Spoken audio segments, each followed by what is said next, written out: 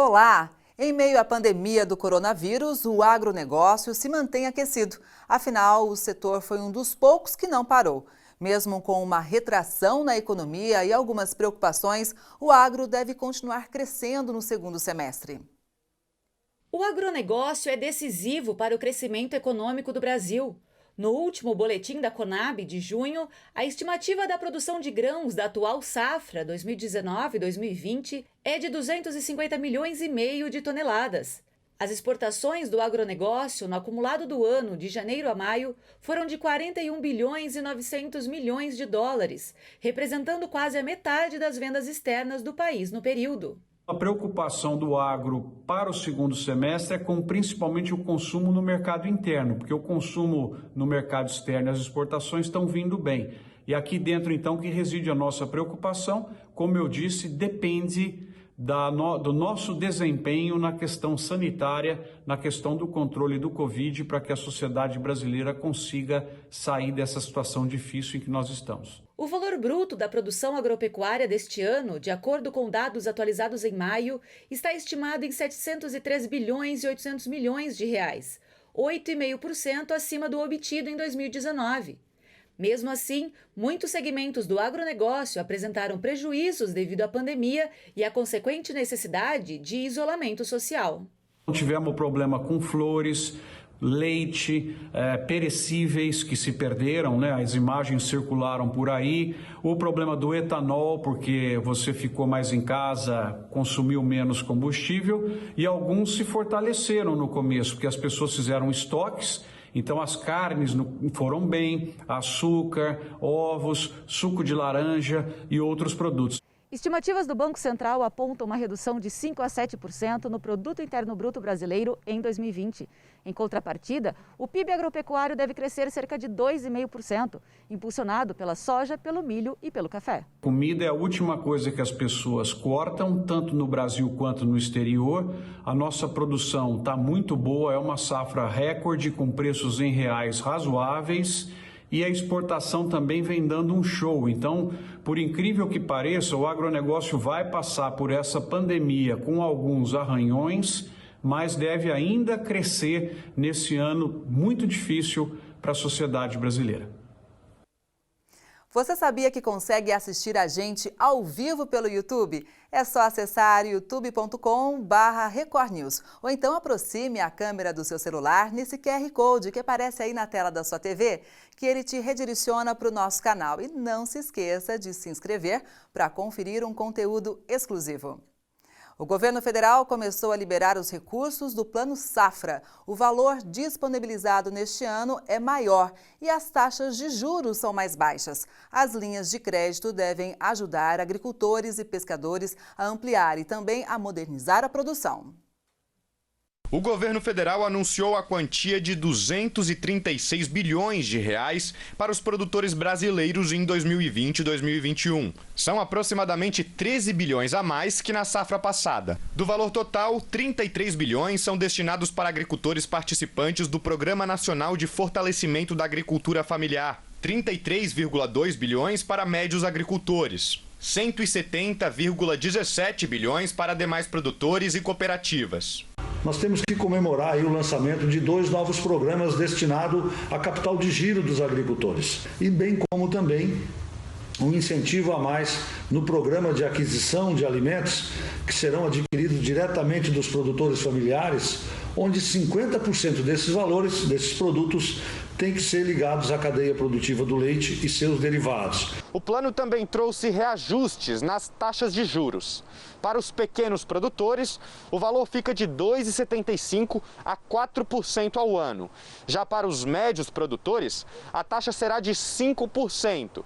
Por fim, o valor definido para os grandes produtores, que é de 6% ao ano. Os recursos vão ser liberados por meio de operações de crédito agrícola, a partir de 1º de julho. O grande problema ainda está nos agentes financeiros, que aonde fazem um cadastro individual de cada produtor, através de limite de crédito, através de garantias, a qual até teve um apelo para que do secretário solicitando que os agentes financeiros, nesse momento de pandemia, não sejam tão rigorosos para a liberação do crédito. Em Santa Catarina, o objetivo é incentivar ainda mais os pequenos produtores para aumentar a competitividade e movimentar a economia local. A maior parte desses recursos vão ser alocados para a agricultura familiar e também incentivo para as cooperativas, para nós continuarmos a cultivar e investir no agronegócio de Santa Catarina, bem como na maricultura também. Por causa da pandemia do coronavírus, as exportações brasileiras de banana para a União Europeia reduziram consideravelmente no primeiro semestre. Por conta disso, os países vizinhos se tornaram uma boa alternativa para o escoamento da produção. Segundo informações do HF Brasil, os envios brasileiros aos países do Mercosul somaram 39 mil toneladas de janeiro a junho deste ano, 31% superior ao mesmo período do ano passado. A Argentina foi o principal destino. Este cenário de compra foi favorecido por problemas na produção da Bolívia e Paraguai, concorrentes do Brasil nesse mercado. Porém, as expectativas para o segundo semestre não são nada boas, já que a oferta deve diminuir drasticamente. Boa parte da produção vem do norte de Santa Catarina, que foi fortemente atingida por um ciclone extratropical recentemente. Você já ouviu falar do sistema agroecológico? É um processo super interessante onde o produtor cultiva diversas culturas numa mesma área e sem nenhum tipo de agrotóxico. Quem foi conferir de perto como funciona esse sistema é a repórter Juliana Pertilli. A pouco mais de 50 quilômetros de Goiânia, na região de Bela Vista, um grupo de agricultores familiares luta para continuar trabalhando e vender tudo o que produz. Uma dessas famílias é a da dona Elza, professora aposentada, apaixonada pela horticultura. Quem vê essa cenoura desse tamanho nem imagina que ela foi produzida num sistema agroecológico, que é assim, ó. Tudo junto, tudo misturado. Ali tem pé de goiaba, aqui tem vagem e até uma citronela de propósito, viu? Porque essa aqui ajuda, porque é repelente. Então, nada de defensivo agrícola, tudo de forma natural. E ali nas mãos da dona Elza, a gente vê as beterrabas que acabaram de sair da terra. Dona Elza, eu vi que esse aqui é para o consumo próprio da senhora, mas que a senhora gosta mesmo é de coisa diferente, né? Sim, eu gosto muito de plantar aquilo que já está entrando em extinção, né? Por isso eu fui atrás das mudas de hibisco, que agora as pessoas estão reconhecendo o valor dessa planta tão linda, tão deliciosa, tão versátil, né? Que é nutritiva e é também medicinal. Esse hibisco que a dona Elza está falando é aquele que você compra para fazer chá, minha amiga, que ajuda a reduzir medida, mas tem que tomar cuidado, viu? Tem que sempre perguntar para o médico se pode, né, dona Elza? Com certeza. Olha o tamanho do pé de hibisco. Muitas pessoas conhecem a flor da planta só no pacotinho, já compra ela seca para fazer o chá. Mas desse jeito aqui a gente pode usar em saladas, fazer geleia e muitas outras coisas. A dona Elza tem 1,50 m de altura, olha o tamanho do pé de hibisco que ela tem. Como é que cultiva essa planta, dona Elza? Muito simples. Você pode fazer as mudas com a sementinha quando ela seca, né? Ou você pode comprar a muda e plantar. E uma coisa que eu descobri é que ela não gosta muito de água, não necessita de muita rega. Só para você ter uma ideia de como funciona todo esse mecanismo do agroecológico e da produção de alimentos orgânicos, aqui é a entrada da horta da dona Elza. Aqui é a família inteira cuidando. E aqui tem muita dinâmica, muita estratégia. Aqui, ó, é um pé de gergelim e aqui é uma crotalária. Lembra até um feijãozinho, né? Um pezinho de soja. Só que é estratégico estar aqui bem na entrada da horta por causa dos insetos. Essas duas plantas, elas são plantas repelentes. Elas ajudam no equilíbrio, por exemplo. Se a gente tem muita formiga, o gergelim, ele acaba ajudando um pouco a equilibrar isso. Como é que a crotalária ajuda a senhora aqui, além de ser repelente também? A crotalária, ela é uma fixadora de nitrogênio. Então a gente planta ela para cobrir o solo, né? Ela vai alimentar o solo e as raízes dela ajudam a fixar nitrogênio no solo. Então ela funciona como se fosse um adubo. Um adubo, é um adubo vivo, adubação verde. Ela ajuda na né? nutrição da planta. Na nutrição do solo, que vai nutrir todas as outras plantas. A gente tem acompanhado aqui no Record News Rural os problemas causados pela estiagem no sul do país. Em algumas regiões, os agricultores estão há cerca de um ano sem ver chuva nas plantações e nos pastos. Por causa dessa situação, a Secretaria do Estado de Santa Catarina criou novas formas de irrigação e captação de água. Os períodos de estiagem não são raros em Santa Catarina e desde junho de 2019, os produtores rurais sofrem com os impactos da seca. Segundo estimativas do Centro de Socioeconomia e Planejamento Agrícola, EPAGRE-CEPA, o estado acumula prejuízos que passam de 436 milhões de reais com a estiagem, principalmente na produção de grãos, fruticultura e leite. Por esse motivo, surgiram os programas da Secretaria da Agricultura para viabilizar projetos para a reutilização da água. Os programas são duas modalidades. Uma onde a Secretaria fornece os recursos diretamente às famílias, né? As famílias buscam o escritório da EPAGRE para identificar então a melhor forma de atuação, de aplicação de recurso na propriedade. E aí o nosso colega, a EPAGRE, identifica, né, junto à família qual é a melhor forma de intervenção, seja via cisterna, produção de fontes, né, como última questão, perfuração de poços, né, e aí são solicitados recursos. No programa Irrigar, o governo do estado subsidia o juro que é contratado via projeto junto aos agentes financeiros no Pronaf.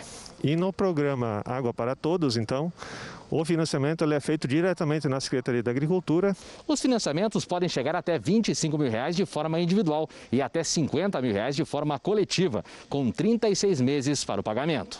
E foi a partir de um desses programas que a família de Leandro Soliva, de Nova Erechim, solucionou o antigo problema de falta de água na propriedade. A gente chegou a essa hipótese de fazer esse poço Caxambu e conseguir recolher toda essa água para a gente conseguir armazenar, já que a gente tinha uma cisterna que tinha capacidade para mais de 1 milhão de litros de água.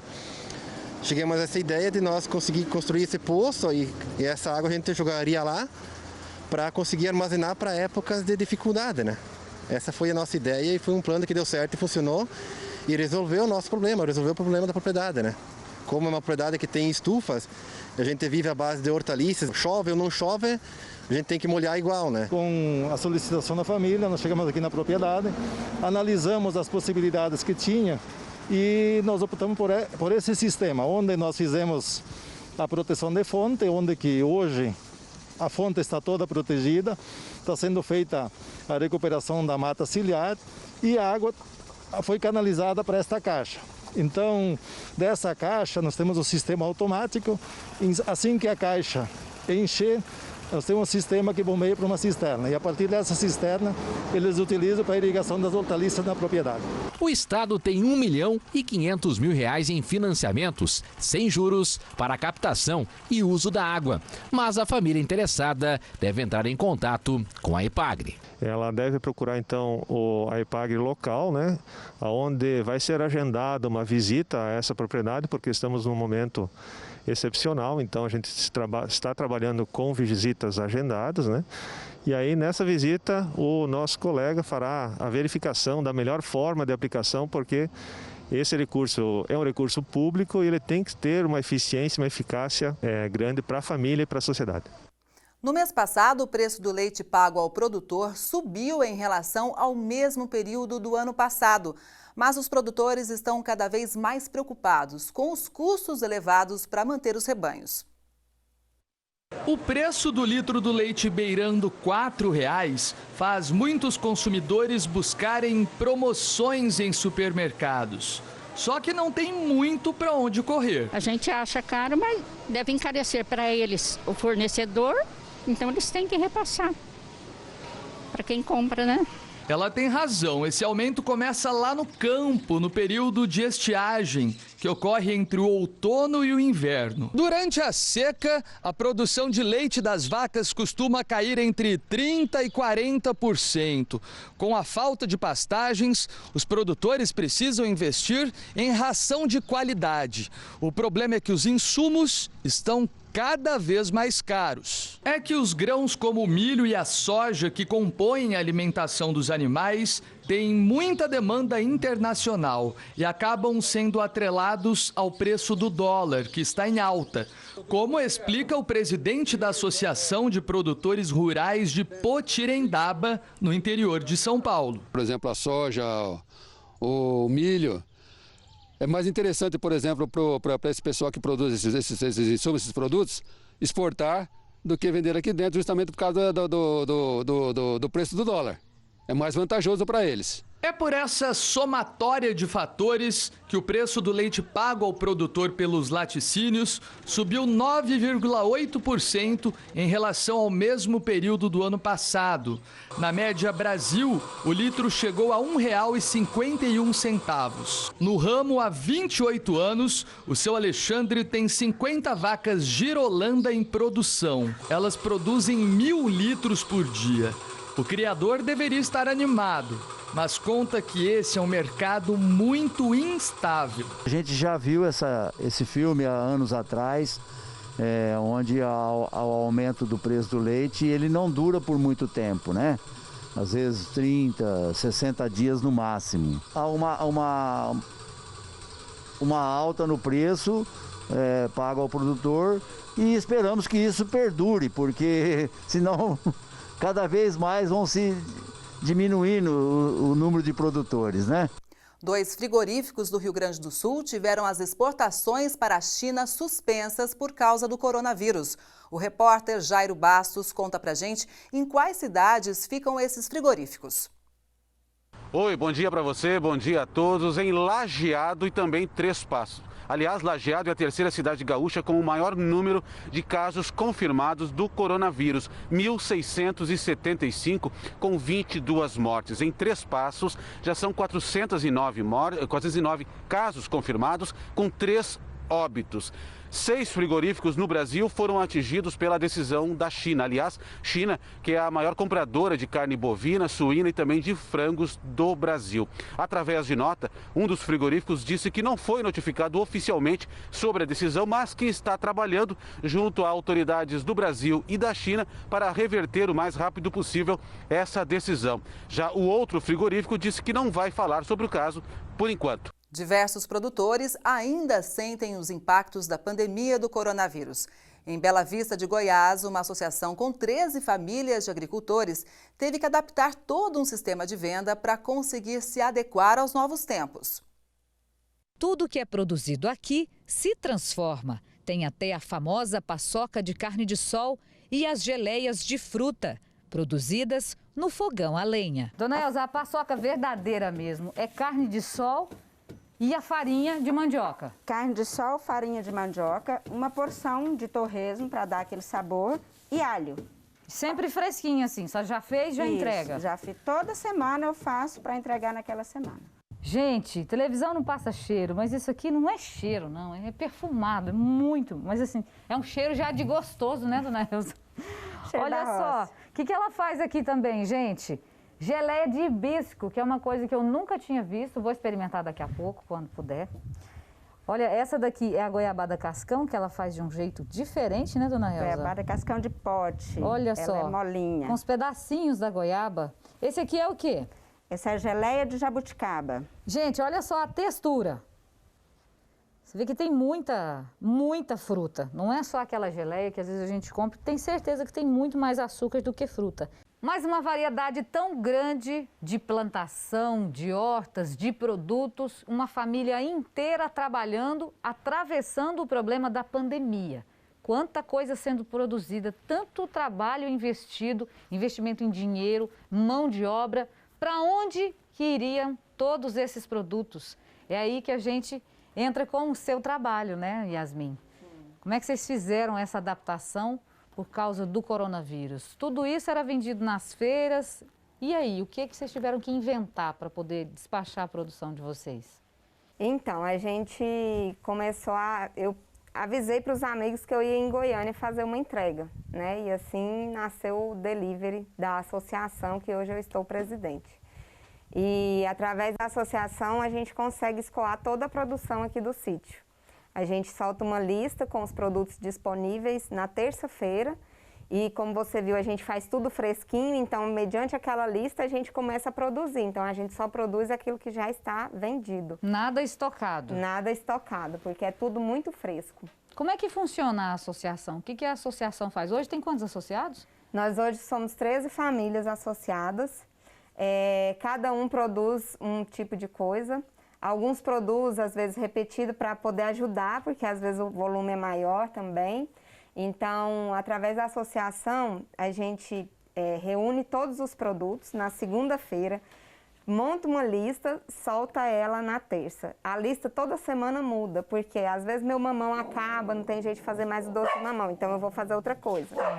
Então, na terça a gente solta a lista, terça, quarta a gente recolhe os pedidos, passa tudo e distribui para todos os produtores as quantidades. Então, assim... Dá trabalho. Dá trabalho. E aí, na sexta-feira, a gente se reúne à noite para recolher tudo, para levar tudo bem fresquinho no sábado de manhãzinho.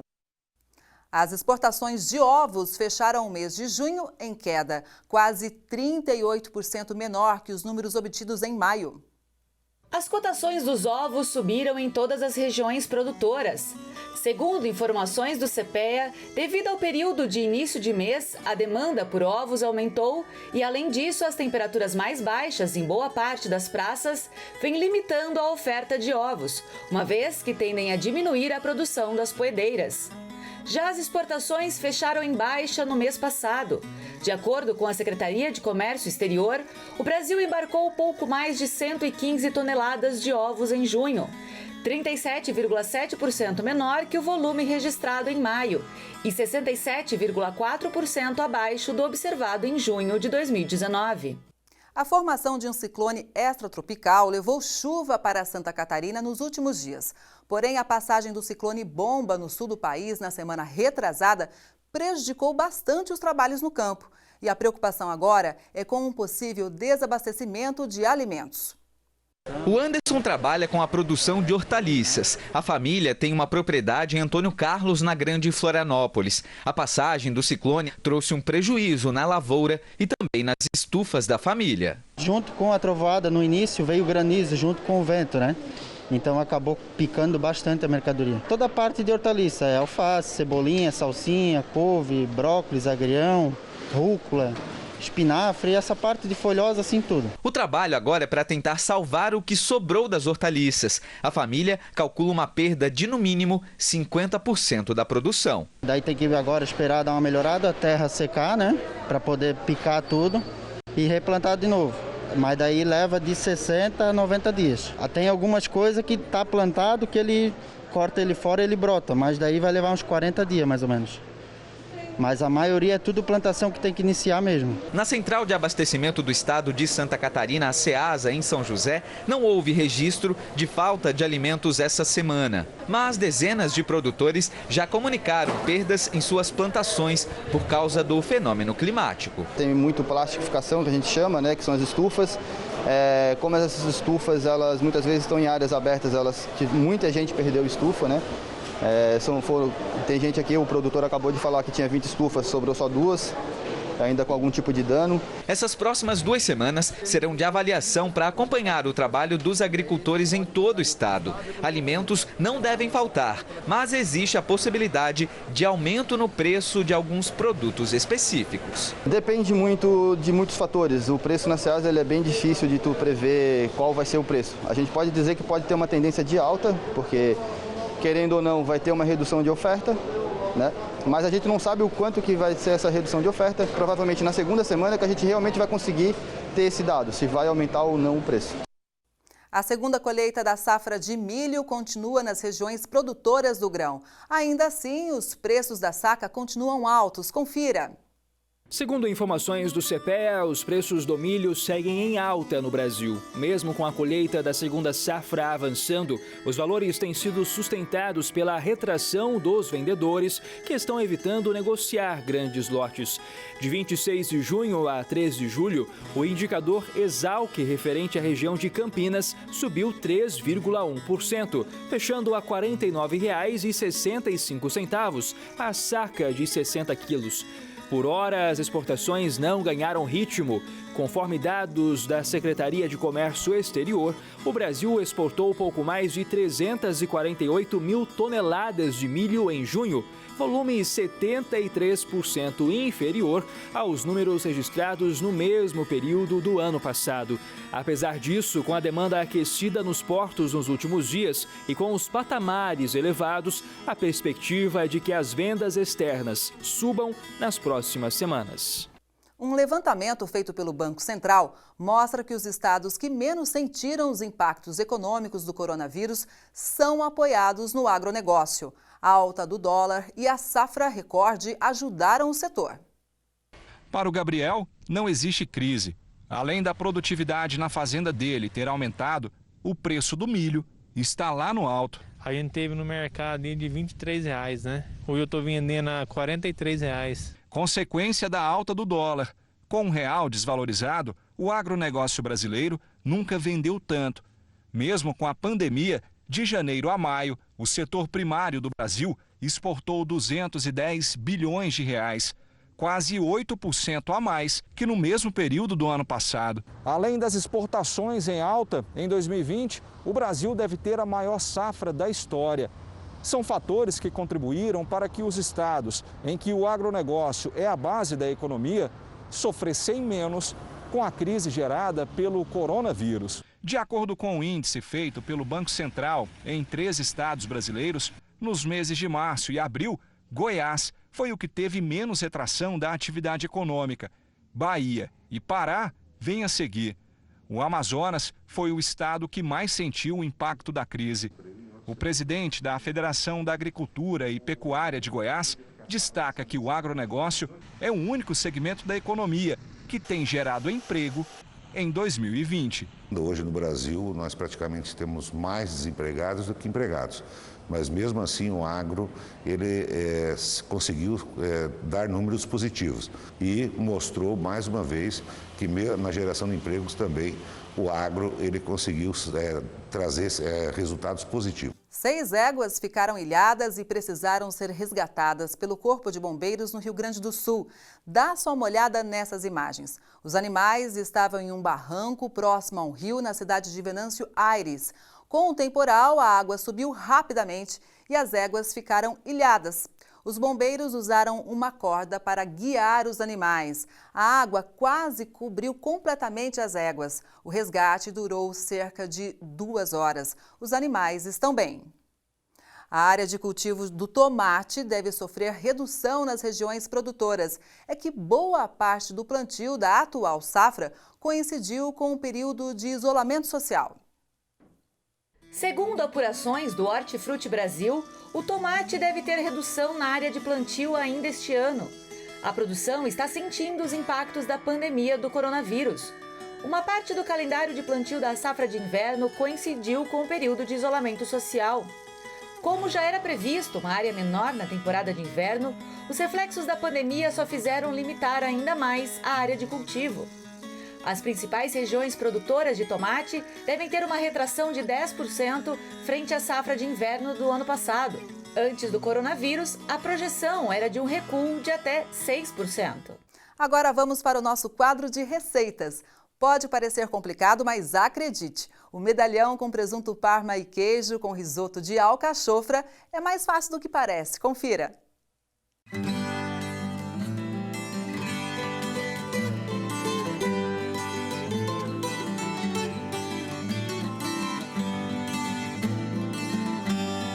Olá, tudo bem com vocês? Hoje a gente está nesse lugar super especial para ensinar uma receita aqui que promete ser muito saborosa.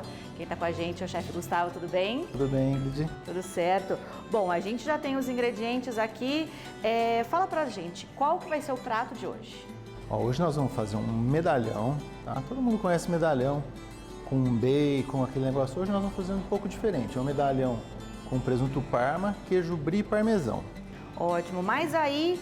Quem tem dificuldade, às vezes, de encontrar esses ingredientes, dá para substituir? Dá para substituir. No lugar do presunto cru, uma tira de bacon, e no lugar do queijo brie pode ser uma mussarela, um parmesão. Bom, então vamos, já que a gente falou um pouco dos ingredientes, vamos a eles.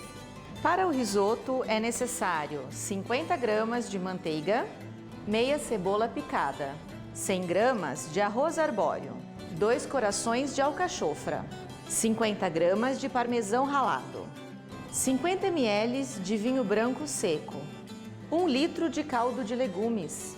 Para o medalhão, nós precisaremos de 230 gramas de filé mignon, uma fatia de presunto cru e uma fatia de queijo brie cortados ao meio, 30 gramas de parmesão ralado, sal e pimenta do reino a gosto. Bom, quanto tempo mais ou menos de preparo? A gente vai fazer 2 pratos, na verdade, né? Quanto tempo de preparo? Total deve dar uns 30 minutos. Vamos para a cozinha? Vamos embora. Vamos lá. Bom, agora nós vamos selar o filé, que é bastante importante essa etapa, porque o filé tem que estar bem selado, tá? Frigideira, fogo alto, mas nem tanto. Vamos selar todos os lados do filé.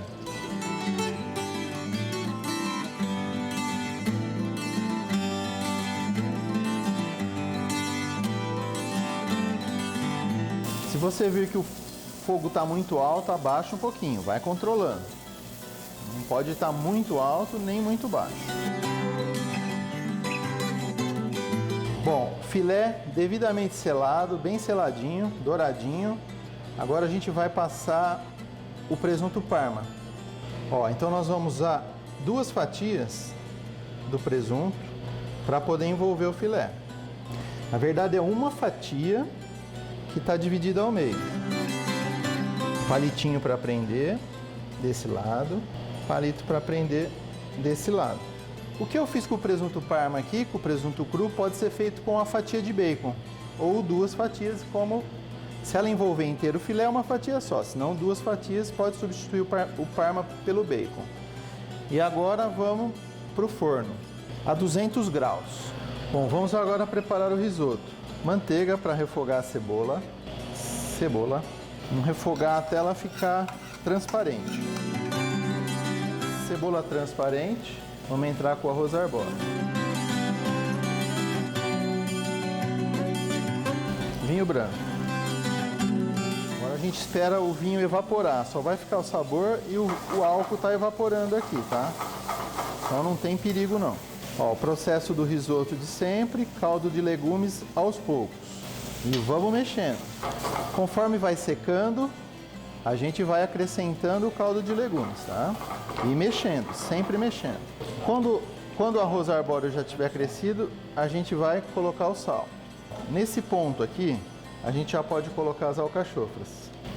Ela vai se desmanchando aqui dentro.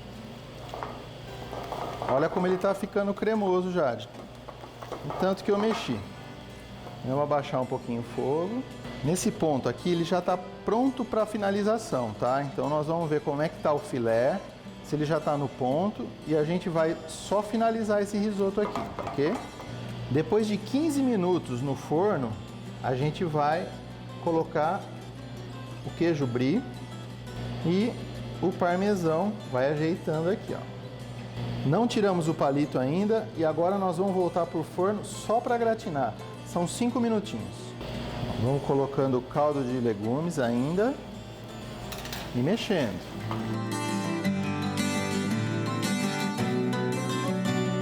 Chegou assim o risoto ainda úmido, desliga, manteiga, fria ainda, parmesão, desligado o fogo. E agora é a finalização. Vamos mexer com o fogo desligado. Se você mexeu, achou que não está muito cremoso, tirou na hora errada, pode ainda colocar um pouquinho de caldo. Não tem problema, mas com o fogo desligado. Mexeu, ó, tá ótimo. Vamos servir agora. Depois de 5 minutos no forno gratinando, ó, o queijo está bem gratinadinho, vamos servir. Folhinha de sálvia. Perfeito, olha só que proposta legal. É aniversário de casamento, é aniversário do marido, da esposa, do filho, da mãe. Por que não se arriscar a fazer um prato super elaborado e simples, como a gente mostrou os procedimentos agora, né? Chefe, muitíssimo obrigada, Eu viu? que agradeço. Tá cheiroso aqui, vocês vão ver quando vocês fizerem. Aliás, se você fizer em casa, não esquece de marcar a gente nas redes sociais, tá bom? Muito obrigada mais uma vez. Eu que agradeço. Até a próxima. Tchau, tchau. Até a próxima.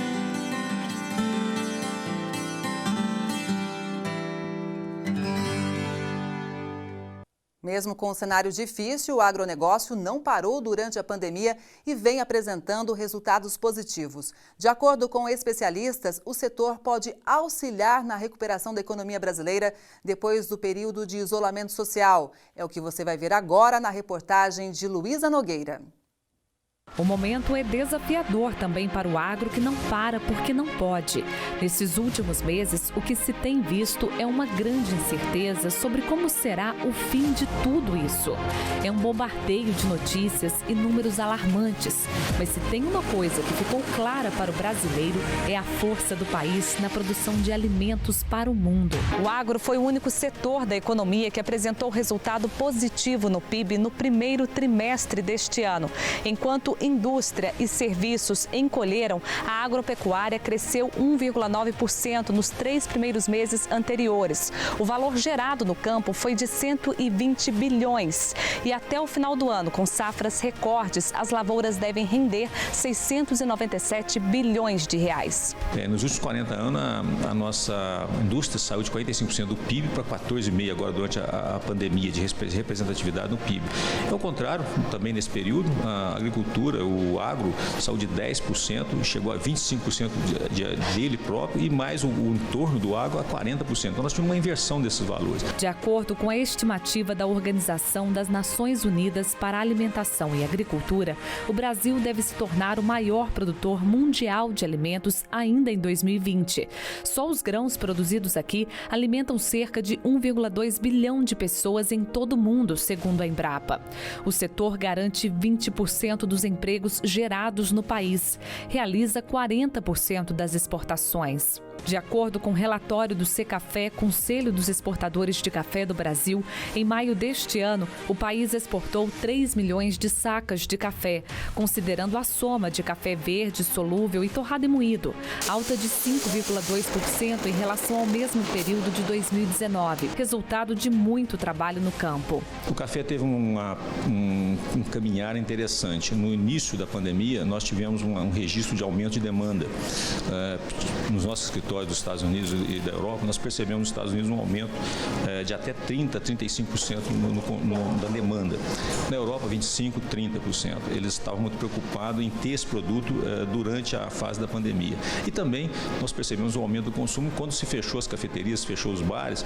Em casa, o consumo aumentou muito, compensou o fechamento desses outros locais de consumo e consumiu-se mais produto, afinal de contas. Tá? Então, para o café na pandemia, no pós agora, a gente está vendo uma certa cautela em função de desemprego, em função de desaquecimento da economia.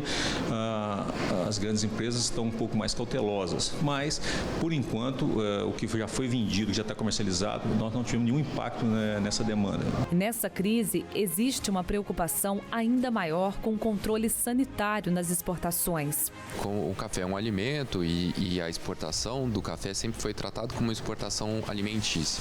Então, tem vários procedimentos de limpeza de container antes da colocação do café, enfim, vários procedimentos de tratamento daquele material que se mantiveram e se tornaram mais rigorosas agora com o problema do vírus. O segmento mais impactado na cafeicultura foi o de cafés especiais, principalmente as cafeterias independentes e algumas microtorrefações, que tiveram uma redução média de 76% nos negócios no Brasil. Já tem um estoque dessa safra corrente, tem mais café para receber começando safra nova em agosto, setembro. Então eles estão um pouco mais cautelosos, esperando os novos desenvolvimentos, as novas notícias de economia, consumo nesse segundo semestre. Pescadores sofrem com a escassez de peixes no Rio Paraíba do Sul, em Campos, no Rio de Janeiro. Para garantir o sustento da família, eles são obrigados a pescar em outros lugares. O barco sai com 1 ou, no máximo, 2 pescadores. A prevenção ao novo coronavírus teve que ser adotada para evitar casos da Covid-19. A Associação de Pescadores da Coroa, em Campos, no norte do estado do Rio, tem cerca de 100 associados. Até agora, nenhum deles foi diagnosticado com a doença. Só pode embarcar 2 pessoas dentro da embarcação e o espaço que tem é compatível com a legalidade da lei. Agora começa o período de seca nas regiões norte e noroeste fluminense. O Rio Paraíba do Sul já está com nível baixo e não vai demorar muito para aparecer os bancos de areia. A quantidade de peixes também não é mais a mesma. Apesar de não ser o período do defeso de água doce, encontrar pescado do tamanho ideal está difícil. As espécies mais encontradas no Paraíba do Sul são robalo e tainha. Mas atualmente o pescador só consegue voltar para casa com no máximo 10 quilos de peixe por dia de trabalho. O jeito encontrado por eles é pescar longe de casa. Muitos pescadores profissionais acabam fazendo a chamada venda casada com os pescadores esportivos, para que os peixes sejam utilizados como isca. O restante é comercializado no mercado municipal. Pegou, já tem compromisso de entregar. E não entrega diretamente para o atravessador revender, mas sim para o bel prazer do seu lazer, para revitalizar sua pesca. Ele serve como isca. Os pescadores artesanais que recebem o seguro-defeso durante este período de pandemia do novo coronavírus também têm direito de receber o auxílio emergencial que está sendo pago pelo governo federal. Segundo o Ministério da Agricultura, o trabalhador pode receber, desde que os dois benefícios não sejam pagos no mesmo mês. A categoria pede que mais políticas públicas sejam implantadas para ajudar quem ainda sobrevive da pesca. Depois de registrar uma queda de quase 6% no mês passado, as exportações de carne suína em julho vêm registrando altos números. Estão sendo embarcadas cerca de 5 mil toneladas por dia, uma alta de 20% em relação ao mês passado. Confira. Os preços do suíno vivo registraram alta nos valores em todas as regiões produtoras. De acordo com informações do CPEA, além do tradicional aumento na demanda por carne na primeira semana do mês, os embarques aquecidos fazem com que grande parte das indústrias intensifiquem as compras no mercado independente, a fim de garantir o cumprimento de contratos com compradores externos e internos. Quanto às exportações de carne suína in natura, segundo a Secretaria de Comércio Exterior, elas totalizaram pouco mais de 95 mil toneladas no mês passado, uma baixa de 5,9% frente ao mês de maio. Por hora, os embarques seguem em ritmo aquecido neste mês de julho, com cerca de 5 mil toneladas diárias, uma alta de 20% em relação ao mês anterior. Todo mundo gosta de um bom caldo, né? Você vai acompanhar agora uma reportagem sobre os caldos típicos em diversas regiões do país. No cardápio baiano, o caldinho não pode faltar. Toda saída que eu dou, eu tenho que tomar o caldo de sururu. É bom demais. O sururu é um molusco parecido com mexilhão. É comum no litoral nordestino e muito utilizado na gastronomia regional. O preparo do caldo é simples. Primeiro é preciso limpar bastante em água corrente. 20 minutos aqui debaixo de água, bem corrente, para poder sair a areia. Depois bate os temperos no liquidificador. Tomates, cebola, coentro, pimenta de cheiro. Acrescenta sumo de limão e adiciona castanha, amendoim, camarão seco batidos, sal a gosto e um pouco de azeite. O último ingrediente é o aipim cozido e triturado. O passo seguinte é um segredo. Ele fica com aquela corzinha verdinha do sururu, a gente pega uma metade do caldo já pronto e bate no liquidificador. Entendeu? Para dar essa cor, entendeu? E devolve para a panela. Já está pronto para consumir, para beber. Com um limãozinho no lado. Além de saboroso, o caldo de sururu é nutritivo. Tem vitaminas, minerais e proteínas. Pode até ser popular por aqui, mas é um alimento nobre. E ainda tem outro benefício. Tem afrodisíaco, né? Então, a mistura de sururu com amendoim e castanha dá aquele toque final. Então, é afrodisíaco. Uma delícia com sabor de origens italianas. É a sopa de capelete. Essa massinha feita com farinha de trigo recheada com carne. Uma tradição que a Leila aprendeu com a avó, descendente de imigrantes que chegaram da Itália no século passado. A gente fechava a mão, né? Mas aí as coisas evoluíram também e atualmente a gente tem máquinas que fecham e que ele fica perfeito assim. Depois é só misturar o caldo feito com carnes, legumes e temperos. A preferência do gaúcho pela sopa de capelete é tão grande que esse restaurante resolveu aproveitar a ideia e fazer a entrega através do sistema delivery. Ou seja, toda a sopa quentinha feita aqui vai para a casa do consumidor. E esse tipo de pedido já representa a metade de todos os pedidos feitos aqui. A gente buscou muito sim fazer o mesmo padrão, a mesma qualidade da servida aqui no restaurante, né? E então, quando ela é pronta, a gente tem uma embalagem especial para que chegue em casa, sabe, as sopas certinha e quente. Aqui em Belo Horizonte, este tradicional caldo de mocotó faz o maior sucesso. Há 56 anos vem aquecendo os mineiros com o segredo do tempero da família, que está na segunda geração. O comércio começou com o pai, seu Nonô. Os 5 filhos herdaram e mantêm o bar. Um deles é o Décio. O cozinheiro mostra como o caldo de mocotó é feito. Primeiro é cortado o pé do boi. Ele é frito e depois cozido. Na sequência é retirada a cartilagem, que volta para a panela e é novamente cozida com vários temperos. Salsinha, pimenta, cebola. Mas nesse preparo tem o segredo guardado a 7 chaves. Não pode falar? Não pode. Para todo mundo, se quiser, vai experimentar. Isso, experimentar, uma tradição, né? No inverno, eles vendem mais de 800 caldos por noite. Por causa da pandemia causada pelo novo coronavírus, houve uma queda de 80% no faturamento. Mas Décio está certo de que logo, logo, tudo vai passar. Se Deus quiser, até final desse ano aí já possa estar disponível aí a servir a clientela da melhor forma possível.